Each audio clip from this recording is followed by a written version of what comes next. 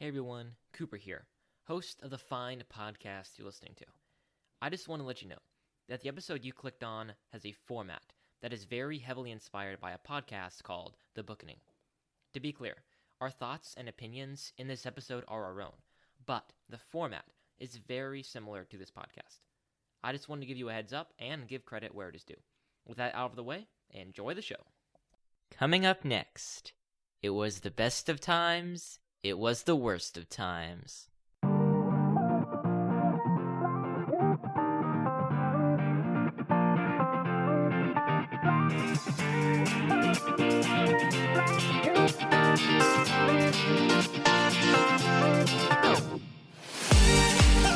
It was the best of times, it was the worst of times. It was the age of wisdom, it was the age of foolishness. It was the epic of belief, it was the epic of incredulity.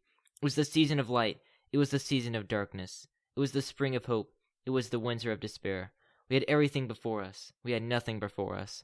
We were all going direct to heaven, we were all going direct the other way. It was the year of our Lord, 1775. Welcome back to Booking It, everybody. My name is, of course, your humble and eloquent host, Mr. Cooper Cobbs, and yes, I had that memorized. No, I didn't. I read it. Oh, but I thought you wrote it. I was going to say was... hold up. No. I read it for sure. It's the best of times because, hey, listen, we're on the podcast. It's a Booking It. Over there, that's Matthew. There's Isaiah. There's Tanner. We're all here. Hey. Howdy. On the podcast. The best of times. It's the worst of times because we had to read A Tale of Two Cities. No. Okay, I mean, Agreed. I'm half kidding. But here we are. How are you doing, friends? Fine. Not too shabby. Doing pretty good. No, not too shabby. Yeah. This is the first episode that we've recorded in 2022. We released our little the world building thing 2 weeks ago, but this is the first real episode of Booking It in 2022. There we so go. I'm pumped True. to be back. I am pumped. I hope you guys enjoyed that episode, by the way, that me and Matthew did. Yeah, I don't remember recording that. When did we do that? I think it was me and you sometime just were like, we have some time. I don't know why we didn't record. Maybe just people couldn't record or we'd already done a recording or something. And we're like, you know what, let's just do something to have extra content for patron episode or for a bonus episode. And so we just, for emergencies, we just did it. And it paid off. Yeah. Now I think we've exhausted our supply of that, though. Yeah, I think we have like one other thing. Oh, we do? That it's like a patron episode. No, it's like a shorter Isn't one. it that one that like... It's like a collection of our work stories. Oh. Well, we also have that one that we never tried to released. record at your house. That What? Oh, I guess I do still have that one. Yeah. like if you were able to spend It's like not- 18 hours editing, then it might be okay. Oh, But- Yeah, it's on the old microphone too. Literally every 5 Oh. seconds, Cooper would be like, "We'll just edit that out." Like, Yeah, we'll fix it in post. Oh boy. Yeah. Isaiah, we wouldn't give it to you. Don't worry. Thank We're you. not that cruel. Yeah. But you know who is cruel? The overlords who made us read A Tale of Two Cities. No, I'm kidding. CC. How many jokes can we make about reading A Tale of Two Cities? I don't know. have this question Anyway, for you. Do you not like it or something? no, I kind of did like it actually. Well, me too, but that makes me wonder why you keep complaining about it. I don't know. I'm joking for some reason. I don't know. Mm. Mainly because I needed something to play off the it was the best of times, it was the worst of times. I'm choosing not to Oh, yeah. comment at this time. Just letting you guys know. Okay, we're back on schedule. Let's talk about Tale of Two Cities. I want to hear each of y'all's baggage with Mr. Charles Dickens and A Tale of Two Cities. So, who wants to go first? My baggage with Dickens is, I think, Christmas Carol. All the different versions that I've always watched. You've got the Muppets Christmas Carol. You've got, regular Christmas Carol. You've got Scrooge.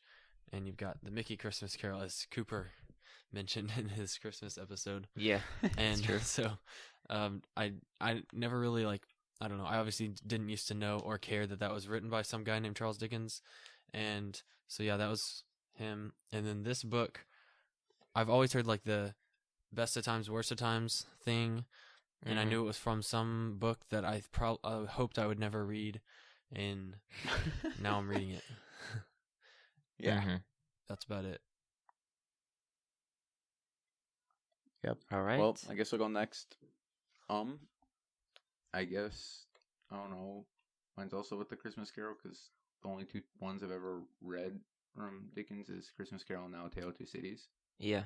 I guess so. Christmas Carol, the first time I actually ever remember hearing about it. I mean, I probably watched it Mickey one and didn't realize what it was, but first time I remember hearing about it is we were, I think, at Silver Dollar City, somewhere in Missouri, I think. Yeah, It's Branson. like this park, Branson, Missouri. And they had a play going on. It was like this was around Christmas time, and they had that like play. So we went to go watch it. It was a couple years ago. And that was the first time I remember actually watching it or knowing what it was. Has anyone read it? Yes, I have. It's boring Yeah. and hard to I figure think out my what dad they're saying. started reading out loud to my sisters, and they stopped and went on to Lord of the Rings. So that tells you something. Oh, Ooh. wow. Yeah, it tells you Yeah, something. I read it last year. It was kind of a big mistake. You can't really figure out what's happening, kind of like in A Tale of Two Cities. Yeah. So yeah. Nice. Tanner. My baggage with Charles Dickens is not a lot. Obviously, Christmas Carol. I tried reading it. I got 75% of the way through, and then Christmas time ended, and I said no. So, Was that this year? that was last year, actually, I believe. And then, my baggage with A Tale of Two Cities. This is my first time reading it all the way through. I tried reading it, I think it was a year ago when I was looking at books that I would have to read in future challenges. I got halfway through, and I didn't know what was happening. I got bored. I quit, and I had to finish it now for school. And I actually enjoyed it slightly. Let's say that. Mm-hmm. Slightly. Yep. All right. That leaves me. So yeah, my baggage with Dickens, I mean, it's probably pretty much the same as anybody's baggage. You just kind of grow up and you're just familiar with Dickens. Just whether it's Oliver Twist, which it was for me, or A Christmas Carol, you kind of hear, I mean, I'm using there's so many renditions, like the Christmas Mickey Mouse ones or the junior versions of things, where you just kind of can't help getting immersed in Dickens, I suppose. So I read several junior versions of Dickens. I've read the junior version of Oliver Twist and the junior version of A Christmas Carol. So that's kind of my introduction to Dickens. And then A Tale of Two Cities, I think it's just one of those books where it's just like, you know, Dickens. It's just a name that's always been thrown around with Dickens. And then, of course, you guys know me. I'm a nerd. And so I love stats. And so when I looked up the best-selling books of all time, there it is, A Tale of Two Cities, the second best-selling book of all time. So that's kind of how I knew it. And then obviously, like Matthew said, it was the best of times. It was the worst of times I'd heard before. Okay, So, hearing you say your that's my baggage, I baggage. have to add one more thing to my baggage. I did read Oliver Twist 3-ish years ago, Yeah. so that's all I had to add. Yep. Mm-hmm. Wow. With everybody on the podcast, it takes this long to do baggage. All right. Let's dive into Book in 30 Seconds. This is, of course, where we talk about what happened in the book in exactly 30 seconds. And guess who's on the clock today? It's none other than Isaiah. Isaiah, why don't you give us a summary of the Okay, book in 30 crap. seconds? Starting now. So basically, this book revolves around some characters that I currently cannot remember their names. It's like Lucy something, like Manette, I think. Charles Something like that? Darnay. Yeah, that guy Charles Darnay, and it's basically going through them throughout the French Revolution. It goes with like the whole revolutionaries in the whatever secret organization. I don't actually know how to explain this. Your time is up. Dang it, dude! Why do you have to pick me for This this? is the fun part though. Like people get to hear on the fly your summary. Okay, wow, yeah, my summary was great. Yeah, it was. We can leave Swing it. it off to me. Nope. Swing it off to me. I think I can do it. Yeah, go ahead. I have the power of editing, so. Fair enough. Okay. All right, Tanner, go. So there is this guy named Charles Evrémonde Marquis, and he was a French aristocrat who did not like his position and so denounced it and left. And then there is Lucy Manette, and her father was in the Bastille, and she was recently reunited with him after he was released. And then Lucy and Darnay meet, Charles Darnay also. Oh my gosh. I thought I could do it. I know. You got just through the characters. I know. Wow. Doesn't have to be high line. Look, here I can do it in 15 seconds. All right, go ahead. All right, this book basically deals with Charles Darnay and Lucy Manette. Charles Darnay is a former aristocrat from France, but he leaves and comes to England, but he goes back to France to try and rescue a servant, gets caught up in the French Revolution, is about to die, but somebody back from England who's an absolute nobody dies and sacrifices himself for Charles, and so he gets to go home and live with Lucy and everybody's happy, yay. Very... 15 seconds, huh? Yeah. I feel like that was 30. Okay, it was a little bit more than 15. It's more like 20 seconds. But, it's A Tale of Two Cities, okay? Any other book I can do in 15. Let's talk about A Tale of Two Cities. So, pretty much for most people, this was maybe their first real finish of a Dickens book, besides Isaiah. What did you guys think about just reading Dickens for the first time with all you knew about him? Like, they didn't meet your expectations, or were you expecting that kind of thing? I was expecting to be able to figure out what's happening. Yeah. So anytime you read a novel, you hope you'd be able to do that. Yeah. Yeah. Here's what I'll say along. Yeah, I still don't fully know what was going on throughout it. Yeah. So. Here's what I'll say about this book. I disliked it because you couldn't figure out what was going on, and it felt like he was just throwing all of these weird random stories at you, right? But then at the very end, it feels like he's been weaving this very complex plot throughout the entire book, and all of those weird, useless stories that were thrown in with tons of words that shouldn't have been used. They finally made sense in the very end, where the plot had finally come up, the climax had been found, you understood what was happening to some extent, and so that's why I slightly enjoyed this book. Only because it was worthwhile in the end, but towards the beginning, I was just bored. Mm-hmm. Matthew, what about you? This actually far exceeded my expectations, because I think I just had low expectations. Mm-hmm. That generally happens. Yeah. Like I mentioned, I always thought this was just some big older person book that I was never going to have to read, and I didn't expect to understand it, but I actually didn't.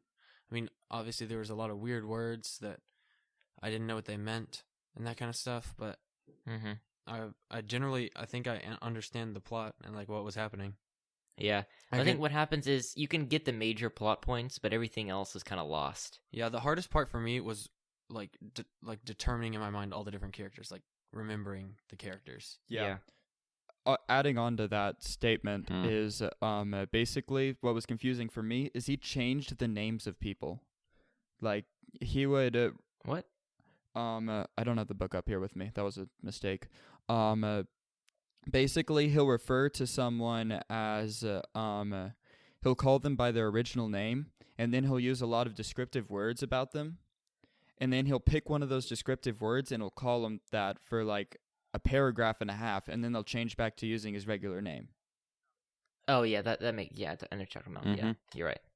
Kind of for stylistic effect, yeah. So that was the most confusing and annoying part to me, was trying to go back and reread and figure out who he was referring to at that certain point, which descriptive word that was coming up. It's a good idea, but it doesn't exactly translate very well. Yeah, for me, I agree with Matthew. It kind of exceeded my expectations. I won't talk about why in a minute, but I came in with just Dickens knowing he's supposed to be this master of English literature. And I knew I knew he was going to be really dense. I knew he was Victorian. I knew that, it was going to be mostly a slog. But I came out the other end, a little bit better. I think this is something, honestly, that I had to read it over, just 2 weeks or something like that. This is a massive, here, let me look up how many words this is, but it's a massive novel. Hey, you had an abridged version. Okay, I guess I should get this out of the way. For the first half, I read an abridged version that I did not know, and unlike Tanner, it wasn't, obvious. It didn't say it anywhere. You had to go to, the copyright page to find out like what. Anyway, I did, but the first half, second half, I did not read the abridged version. But anyway, it's 135,000 words. That's a lot. So I think this is something that it's better read slowly at your own pace, because then you might have time to soak up more information, understand what's going on, rather than when you're trying to like speed read it for an assignment, I guess. But I don't know if that I think makes that's sense true or not. for like every book we read for school, though. They don't Yeah. give us enough time. True. Yeah. Yeah. Yep. Okay, so what do you guys like about this book? We're 15 minutes in, I haven't asked that question. We all kind of liked it, so what do we kind of like about it? Matthew, why don't you go start? I mean, Yeah. it had a good plot. Yeah, that's pretty much the big thing. It Yeah. was interesting. And like the time period was good. It was like historical fiction, Mhm. obviously, because I mean, just the time period remained true and it referenced certain Mhm. events. So, I mean, I've always found that pretty interesting. I can't say it was my favorite book by any means, Mhm. but it wasn't like super boring like some of them have been, you know. Yeah. Yeah, I liked how while reading it, I could go back and like I'd remember certain events like from CC or from school, whatever other things that I've researched, and be like, oh yeah, this happened then, and then realize that it's actually very accurate how the book is like with the time period. Yeah. Yeah, I mean, he was writing this, what was it? I wrote this in my paper, like 60 years. Yeah, it was 60 years after the French Revolution had ended. And so, obviously, this still feels like, it's like us writing about World War II, right? It would feel very, well, not really, but like kind Nothing. of. Not even. Not that. even that. Like, It's even closer. it's like than that. our grandparents writing about World War II, like just very accurate, and like he lived in the time frame where he could have asked his parents like what happened then and what it was like living in London, Pretty much. Almost. Yeah. and so that would. I think that would explain why it's so historically accurate. And second, going on why I liked it so much, because that's not exactly my reason, even though I thought that was cool. My reason for liking it so much, well, not so much, liking it slightly, is that, as I already said, like I enjoyed the plot and I enjoyed how it how everything felt useless in the beginning, and then every useless story suddenly became extremely relevant at the very end. Yeah. Yeah. I think I mentioned it earlier, my expectation was that Dickens was like a master of the English language. And when I read really until the last book, I was kind of like, he's a master of making me confused. He's a master of vague language. I don't know. Like, part of me kind of enjoyed the first two halves, or first two books, and the part of me didn't. But then the last book, it was like, okay, this guy is a master, and I still think it has, like, I should be able to know what's going on. It shouldn't be this dense and this Victorian in its descriptions and things like that. But at the very end, like Tanner said, when all the plot threads tie together, when we finally learn what's been happening to Dr. Manette, when Sidney makes his sacrifice, when all these things are coming to their conclusion, it's just like, yeah, he's a master at writing a novel. From the beginning, like Matthew said, the French Revolution, or Tanner said French Revolution, and Matthew said it's like a great plot. The French Revolution is like an awesome setting for a novel. Just like all that's going on, the cultural upheaval, and it's an awesome setting. But what I love is that he doesn't make it like the focal point. It's just kind of a thing that's going on to get his characters into certain situations and things like that. But yeah, he's just a master of plot, of foreshadowing, of everything like that. And so, like, it seems it's kind of hidden behind the dense language. It's kind of hidden behind that, but it's there. And that's really what I enjoyed that much. I enjoyed a lot about this book. Dickens obviously loved his symbolism, his metaphors, and his themes. So what were some of the themes that you guys could kind of pick out from the novel? And kind of how and when were these exemplified? I think one of his themes was like the how would you say this? Recalled to life? What? Well, Recall to Life was like the main theme. It literally stated Yeah. that a couple times. Recalled to Yeah, life, yeah. obviously. But basically, I'm writing my paper on whether Charles Dickens sympathizes with the French revolutionaries. What's his attitude towards them, and whether he agrees with their methods of overthrowing their government. Obviously, I'm going to say no to almost every one of those except for sympathy. And I think that he has a little bit of sympathy for that. I think he showed us, like, a little bit of sympathy for Yeah. the French people, but I think towards the end he kind of like changed it and showed us. I don't agree with any of the things that they did, obviously. I mean, it's not called the Reign of Terror for nothing. Yeah, Dickens, I mean, was very motivated by what he saw. Oliver Twist is just a testament to what's going on in England right now and what he doesn't like about the current system and things like that. And so obviously, Healthy Cities is kind of a critique of the French Revolution because people in England saw, like, remember, the best of times is referring to London and the worst of times was referring to Paris, right? Like, he definitely was not favorable towards it, and that's definitely a main theme, yeah. Yeah. Hey, Matthew, Isaiah, you got anything? Main themes? I mean, besides like the whole recalled to life, I mean, which is states in book and what you guys just talked about, not really. Well, there's like the family too, because obviously right at the beginning, and there like a whole kind of like side story, because obviously this thing is made up of a bunch of little side stories, kind of. But at least in what's his face, Dr. Manette, in his like personal life, he obviously had a very rocky life, and you get to see a good bit of it here because there's that one part where he like turns back to making the shoe things, or making shoes, like the weird thing where he made shoes, not the shoe things, but the relapse. Yeah, that whole weird, I don't know. Yeah, it was like It's his coping mechanism. Yeah, the relapse, but I don't know how to describe it. It was like he was making shoes, but it was like he was addicted to it or something. It was weird, and Yeah, I said his coping mechanism. yes, like that's how he learns to. That's what it was. That's how he copes. yeah, exactly. Which is totally random, but like, yeah. So he finally got over that because he got reunited with his daughter and kind of like had a family again. You know, they had family friends and everything. His daughter gets married, like all great, but then he goes back to that, and then he comes back from it again. And what's the dude's name? Mr. Lorry, right? Yeah, Mr. Lorry. Yeah, like keeps the secret for him. Honestly, I have to say And that was probably the first point in the book just that really started me. Like, I started getting into the novel. It was when he started, making shoes again. And I was like, okay, it's kind of cool. Mm-hmm. Yeah, I think that another kind of big theme. I mean, Dickens is really kind of heavy-handed, honestly, with these kind of things. But it's like nothing is wrong. No theme is wrong because it's all intentional and very metaphoric. But another thing is obviously selflessness and sacrifice. I mean, obviously, the whole conclusion of the novel is a sacrifice.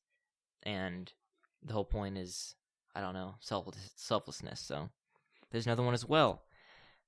All right, let's talk a little bit through the characters with our remaining time. So, I don't know, you guys want to say about the characters? Did you like a particular character the most, or what you like about them? What did you not like about them? Do you think the characters were well drawn?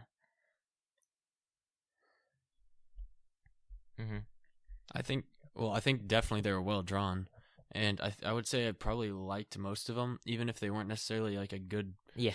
Like if as a person they didn't have a good character, but as a character in a book, I think they were all like good characters. Mm-hmm. Mm-hmm. And Yeah, I just couldn't remember any of them, but well, I could remember all the characters. I just had trouble like matching the names with them while I was reading it. That's I feel like what I they meant. dumped like a million characters on you all at once. Mm-hmm. That's what I meant by it. Like, I just couldn't remember any of the names of the characters, and as reading it, I was like... But eventually you get the main ones, Sidney Carton, that guy. Lucy, Darnay, Lucy. Manette. Man. So much of stuff is just kind of sad, though. What Like, do you because mean? neither side was right. So it didn't, like... Because it's just... I'm totally getting off topic now. But it's just, like... It didn't solve any problems, the whole thing. Because... Or it wasn't the right way to solve problems, because there were problems, but then they just went the extreme opposite way and were violent against the problem makers, and then everyone had problems. Yeah. There's a whole nother podcast to be had on the French Revolution, but suffice to say that it was definitely not the right way to go about it. Yeah. Oh, totally. Yeah. Anyway, character stuff. Tanner, what do you think about the characters? Overall thoughts. I think that they were very well developed-ish. I mean, they were buried under so many words. I mean, I could probably go back through the book and I could find 18 words for every character that would be extremely good at describing them. Yeah, but that's not. It's not. It's also just not the words themselves, because Pride and Prejudice is kind of comparable to Tale of Two Cities in terms of length, but it's just the denseness in which they're created. Like Dickens just bogs you down with all these metaphors, with all these words, and what's her name? Gosh, Jane Austen is. It's not like that. She doesn't bog you down in words. It's kind of clear and simple, even though it was written 100 years before. Yeah, I think that this was a time where like words were very like if you would write words all the time. Like if you were to go back to the like Pride and Prejudice, right? There's like words after words after words after words. A little bit less, but not Charles Dickens. All right, I have one more question for you guys. I'm gonna talk about the sacrifice before we close up shop. So obviously the big conclusion of the novel is Sidney Carton and Charles Darnay look so much alike. When Charles Darnay is about to be executed by the guillotine, Sidney Carton's like, "Hey, yo, bro, let me take your spot," and he kind of tricks him and drugs him, and then he takes his spot and is killed. So why did Sidney Carton, like, what was the motivation behind his sacrifice? Like, did he consider his life to be worthless or something? Like, what? Yeah, didn't what he caused say him? that? He said, I mean, I think that's what I remember him saying. Didn't he say, like, somewhere in the book that, like, no one loves him, he hasn't done anything in his life that is of worth or something like that? Yeah. And that he's basically just useless and always drunk. Yeah. I mean, it's not wrong. Which is why what he said is true. Useless and drunk. His sacrifice came down to his proposal with Lucy, his proposal to Lucy in the house, in the London house, a while back in the book, the second, like towards the middle in that like love section. And basically, from what I remember, this is obviously coming off the top of my head. I don't have any book near me. She tells him like, you're cool. See, this is why I shouldn't do stuff like this. This is why I suck at books in 30 seconds. But she tells him like that he can. She doesn't love him like a wife or like a lover, but she says like, you can still change and you can still be a better person. I'm just not the person that's going to make you better, is what she says. And so, yeah, that's basically what she says. And so, she like basically has this whole pep talk about like becoming more useful and like you can change and be better. And he kind of does, and except not really, right? Like still drinks a lot, all of that. And then he gets to Paris, and everything's like, he's changed when he learns that Darnay's in prison. And he basically realizes that this is his chance to prove that he's not worthless, that he can be a good man, basically. So that's probably why I like the book the best. Like it's a very redeeming, like Jesus quality to it. And it's basically like Sidney Carton knew that he couldn't be perfect, but he knew that he could try and use his life in order to protect the lives of others, which is definitely not what the French revolutionaries were doing. And so I think that's why I like this book. I like this book because it shows kind of that redeeming quality throughout the entire story the whole book is really you didn't realize until the very end. Yeah, I agree with you, Tanner. I think that it's really a huge thing of this guy, he loved Lucy, and then he kind of got rejected, and then, the sacrifice is really due to wanting to keep her alive and her husband and her daughter. And I think didn't he say something like that at the end? Like, he has a dream or something of everybody celebrating and what he did or something. But it was a girl writing down all of the thoughts of the prisoners right before they died, and like she just wanted to see what she saw in every face, and he basically it was, if he could say something, it would have been Yeah. prophetic and been like this. At any rate, what was I gonna say? Yeah. I was gonna say Sorry. something. Oh, I was gonna say it reminded me kind of what Snape does in Harry Potter, and I won't get any more specific than that, but that's kind of what it reminds me of. So Matthew and Isaiah know. Yeah. They're also very different. Yeah. That's also true. It is kind of like that. Also very different. But I also have to agree. I think Sidney Carton in his like I'm Yeah, not trying well, to yeah. use this word, but It's the being whole- recalled it's to the whole life. thing, yeah. Like he really was. And that's what made like Mm-hmm. right, that was like the best part of the book easily. And why it is a recalling to life book, you know. And that's why like that's the center of that part of the story. And like he easily could have done it as like, well, I'm gonna kill myself anyway because I didn't get this girl, so I might as well. And I'm a loser and I'm always drunk, so I might as well just kill myself saving someone else. But he actually didn't. Yeah, it's He didn't just do that. He actually like made a sacrifice because he was like, no, I actually am changed, and even though I'm changed, it's still worth doing this for the people that I love. It's not an act of And atonement because I for the wanna save worth them. for the worthlessness that I have been, but it's a act of a better man.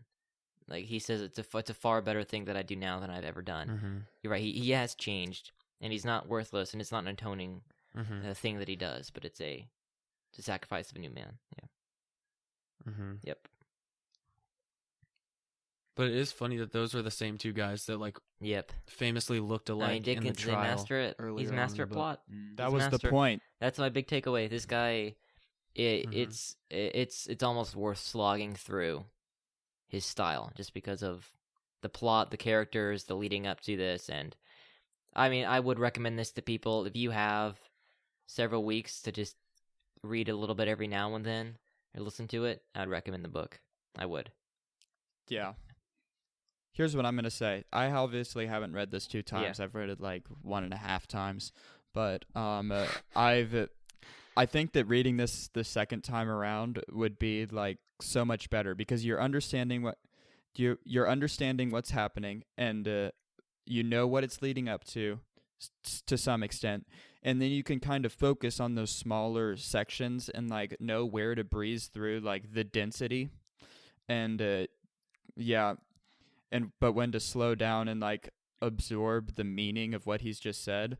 I think that would be very useful, like a very good book to read. Because obviously, listeners, if you've listened to some of our earlier episodes a few months ago when I was back on the podcast, I'm a very big fan of the plot, and I'm a very big fan of going back and rereading books in order to understand what the author's done, in order to take something that was mentioned in book 1 and then make it very important in book 4. And I really enjoy stuff like that. You will remember that from our Wingfeather Saga books. But yeah. Man, I've never wished you could read Harry Potter more. Yeah, I know. My mom I know. basically gave me permission Alright. to, but she basically told me I really don't want you to as well, so don't. So she guilt wow. tripped me Well- into not, because she said you can, but I really don't want you to. You can if you want to. And then I'm like, oh, come on. Well, This is a conversation to be had, but we just got our I know. donors. If only for the plot, though, because you would love the plot. Yeah. He's a master at plot. J.K. Rowling is. Anyways. Yep. Okay. Donor shoutouts. I'm going to say the donor you guys are going to say is you think they would live in London or Paris, and it can be modern day. Oh, I thought you so were going to nobody say, gets would they insulted marry by- Sidney Carton or Darnay? No. God, no. Okay. We don't have any girl options for the guys. Okay. Wow. Okay, I'm going to say Sydney's Hannah. kind of a girl name. Okay, who's going first? Okay, Isaiah, you go first. All right, Paris. Van Pappy and Wayla, Tanner. London. Mike and Sylvia, Matthew. Definitely Sidney Carton. What? Isaiah, you're your dad and your mom. Mr. Mike, Miss Laura. Let's go with Paris again. All right. Tanner, Uncle Sebby. Paris. Aunt Jenny and Uncle Sam, Matthew. You know what I'm going to say. Okay. Isaiah, Moses. Moses, let's go with London. All right, Tanner, Zara. Paris. Matthew, Anna. New York. Oh my gosh. Isaiah, Emily. Emily, let's go Paris. Paris. All right. I hope you guys enjoyed that episode. If you want a donor shout out, you want to support us, go to patreon.com/bookinit. Link is in the description. We love you guys so much. We'll be back in 2 weeks. And until next time. Keep on booking it.